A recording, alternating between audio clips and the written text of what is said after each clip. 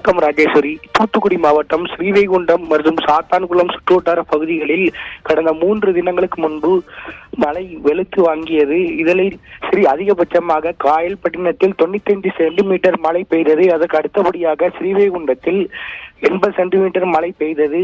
இந்த நிலையில் அந்த ஸ்ரீவைகுண்டம் பகுதியில் தாமிரபரணி ஆற்றங்கரையில் 1,50,000 கன அடி தண்ணீர் திறந்து விடப்பட்டுள்ளது. இதன் காரணமாக ஸ்ரீவைகுண்டம், கருங்குளம், புளியங்குளம், தோலப்பன்மணி, அப்பன் கோவில் உள்ளிட்ட பல்வேறு கிராமங்கள் வெள்ள நீரில் மூழ்கியது. இதனைத் தொடர்ந்து அந்த பகுதியில் உள்ள மக்களை மீட்பதற்கு மிகுந்த சவாலாக இருந்தது. இந்த நிலையில் நேற்று தேசிய பேரிடர் மீட்பு குழு என அழைக்கப்படும் NDRF வீரர்கள் அந்த பகுதியில் வந்து பொதுமக்களை மீட்கும் பணியில் ஈடுபட்டனர். அதன் மட்டுமல்லாது அந்த கடற்கரை கிராமத்தை சேர்ந்த பொதுமக்களும் அந்த பகுதிக்கு நேரடியாக வந்து மீட்கும் பணியில் ஈடுபட்டனர். இதன் தொடர்ச்சியாக தற்போது இன்று காலை இந்திய ராணுவத்தை சேர்ந்த ராணுவ வீரர்கள் அந்த பகுதிக்கு மீட்பு பணிக்காக வந்துள்ளனர் என்பது அண்மை தகவல் ராஜேஸ்வரி.